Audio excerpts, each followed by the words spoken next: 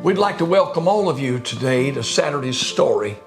I pray that all of you will have a wonderful, blessed holiday season, a wonderful Christmas as we celebrate the birth of our Savior. I think the greatest gift of Christmas is exemplified in the book of Isaiah chapter 9 and verse number 6. It simply tells us, "For unto us a child is born, a son is given, and the government shall be upon his shoulder, and his name shall be called Wonderful Counselor, the Mighty God, the Everlasting Father, and the Prince of Peace." The caption of that verse is, "For unto us." It is as though it is a Christmas package wrapped with your name on it. Because you see, the only way that Christmas can really come to life in all of our hearts is if it's unto us. It has to have our name on the package. It has to identify with who we are and where our faith stands in Him. For unto us. This activates, this moves, this stirs us to action. This gives us, I feel, the greatest gift that could ever be given to an individual at Christmas, and that is the gift of giving. You see, it is so true that the open hand that gives is the same hand that receives. But the hand that won't give, could you tell me what else it can't do? It cannot receive. So let's receive this revelation that unto us was given the greatest gift in all the world. He gave. He gave. Now we have the propensity and we're all wired to receive. But the greatest gift is to give. And as we give, there's something revelatory that expands on the horizon of our faith when we become true givers. And this is where we all have to arrive with our name on the package to unwrap that gift today. For unto us. It's like the grandmother that took her little granddaughter to the nativity scene. And there at that nativity scene, she was standing there when all of a sudden the little granddaughter began to weep and cry uncontrollably. The grandmother, trying to console the little girl, said, "Honey, what are you crying about?" The little girl said, "Grandma, Jesus is the same size this year as he was last year." And really, that is something to cry about. If he's the same size this year as he was last year. Oh, let us all stop today and understand the personalized gift that has been given to all of us. Every one of us is that gift of giving, to bless those who cannot bless themselves and to give to those who have not. This is where the true meaning of Christmas would come. For unto us was given the greatest gift of all. And this brings me today to Saturday's story. It's a story of an elderly man. The old hat was pulled down over his head, sort of partially covering his face. His old shoes were worn. His clothes were absolutely old looking. It looked like a beggar. He looked like a street urchin, and yet he was walking toward a modern motor company. This was a upscale a place of business where they sold beautiful cars, and he opened the door to step on inside the showroom where these beautiful cars were sitting on display for sale. In his hand was an old satchel. And the old man walked in and he walked over to the secretary and said, "Would you watch this for me, honey?" She didn't want much to do with him because he looked like someone that would be in a homeless shelter somewhere. And here he was in a modern motor company looking at expensive cars. And she sort of shrunk back. Well, I guess so. And all of the salesmen were looking, and many of them snickering and laughing, and one joking saying he should be out in the used car. Places said he can't afford, because they were trained to look at people and tell if they were able to buy, because who wants to waste their time with someone who has nothing?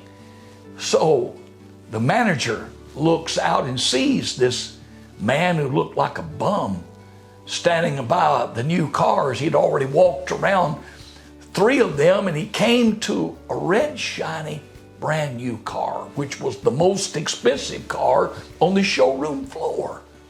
And the manager came out, said, sir, said, maybe you are in the wrong area. The used car lot is across the street. He said, no, I'm in the right place. Said, is this car for sale? The manager sort of taken back, knowing, he said, we're wasting our time here. Said, well, sir, the price is going up. We have someone already spoken for the car, just trying to get rid of him. He said, well, there's a sticker there on the window said, looked like it'd be for sale. Can I look inside? And this sort of rubbed the manager. Said, no, sir. He was old and fumbling, and he was afraid he may scratch something on the inside. And so, just outdone with the old man, he called security and had security come. Said, he asked the security, said, would you escort this man out?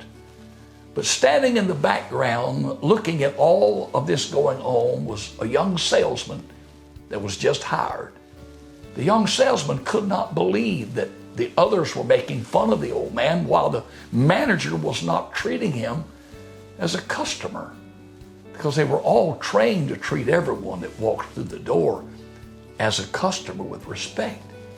But yet they were judging him by the way he looked. And so when the policeman and security escorted him out, the young salesman looked and saw the satchel that he had forgotten.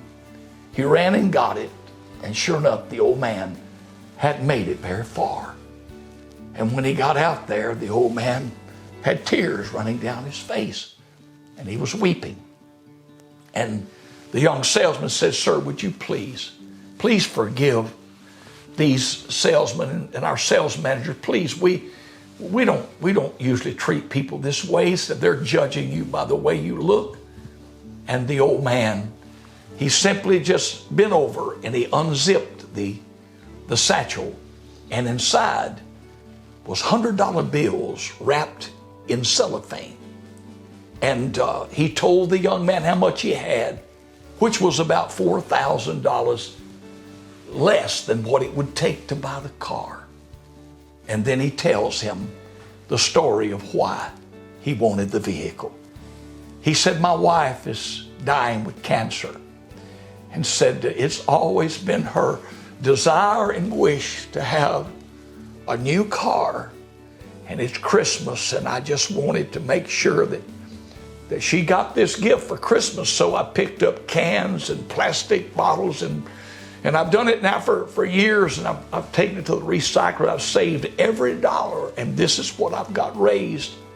The salesman told him, well, sir, you're about $4,000 shy, and the company, I'm sure, will not suffer that kind of loss.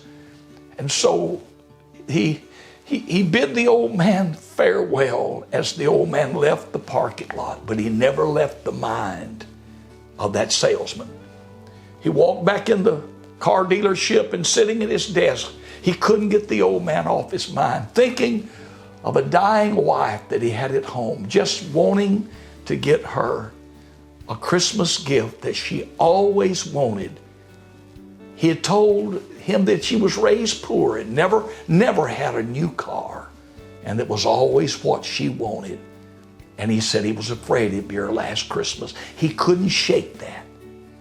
So he picked up the phone and called the bank, set up an appointment. He borrowed the $4,000 and went by the old man's house. He knocked on the door and heard the shuffling feet and looked, and there the old man his face lit up and said, "Why, you're the young man at the motor company." The young man looked at him and said, Paul said, I couldn't get you off my mind. I wanted to bring this money to you, and I want to give it to you. And so tomorrow you come to the motor company and buy your wife that car.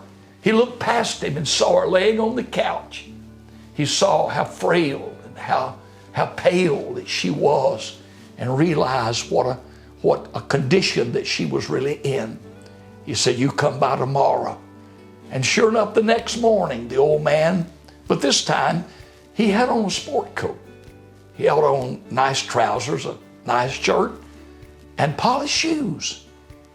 That's why when he walked in, the salesman looked and saw it was the same face, but a different man. And he had the same old satchel. Of course, dressed like that, they thought maybe, well, we can get a sale. And they all ran to where he was. But suddenly he looked past them and waited for the young salesman to come, because he was the one that was kind to him. And when he unzipped the satchel and all the salesmen saw the cash money inside, they all were interested in making that sale. But he wasn't interested in any of them, because they had neglected and judged him by what he looked like instead of who he really was.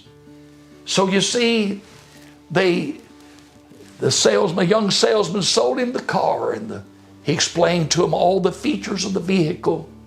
They opened the double doors and he drove it out. He drove it home.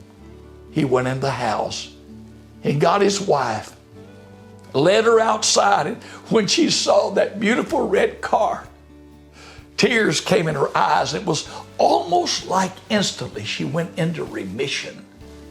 The smile broke across her face. They climbed in the car and they took a drive. They drove through the city, even let back the sunroof where the wind could blow through what hair the chemo did not take out. And she was so happy as she hugged him, and her tear in her eyes, she said, "Thank you for giving me a gift that I've always wanted for Christmas." And there they had the best day that he said that they'd ever had. Enjoy riding, going to places out to where in the old country where she was raised, going by the cemetery where mom and dad were buried, going to various places that she enjoyed, even stopping at the old malt stand to get her a malt. She couldn't drink much because of her sickness, but a smile broke across her face when she remembered the days that they were young and they courted. And now she'd received a precious gift that she always wanted for Christmas. For you see, the next day she died, and the old man buried his wife. He buried his wife, but he took the keys the very next day after the burial, went down to the motor company, drove down and walked in. He walked in when the young man saw him. The young man ran out because he was at the funeral, said, "I'm so sorry about the loss of your wife." He said, "That's all right, son. I didn't really need a vehicle, but that was always what she wanted for Christmas. And I just wanted to see her get her final Christmas gift. I gave her, with your help, I gave her her final Christmas gift. And son, here's the keys to the car, because I'm giving it to you today, because you helped me fulfill that final Christmas wish, and you gave her a very Merry Christmas." You see, the young man comes by now about 3 days a week and picks the old man up. He'll drive him out to the cemetery and various places he wants to go. Because you see, you can have a Merry Christmas if you learn the spirit of giving. Because as you give, remember this, it shall be given back to to you. It will come back again in blessings that you never would imagine would come. So let us all receive this gift at Christmas. For unto us a child is born and a son is given. Let's receive this gift that has our name on it, and let's all have a Merry Christmas. I wish you would share this story with someone who may be looking to try to find a gift that would make them happy. And I'll tell you the gift it will be. It'll be the gift of giving. Because as you give, it shall be given, and you will have a Merry Christmas. God bless you today is our prayer. Merry Christmas to all of you.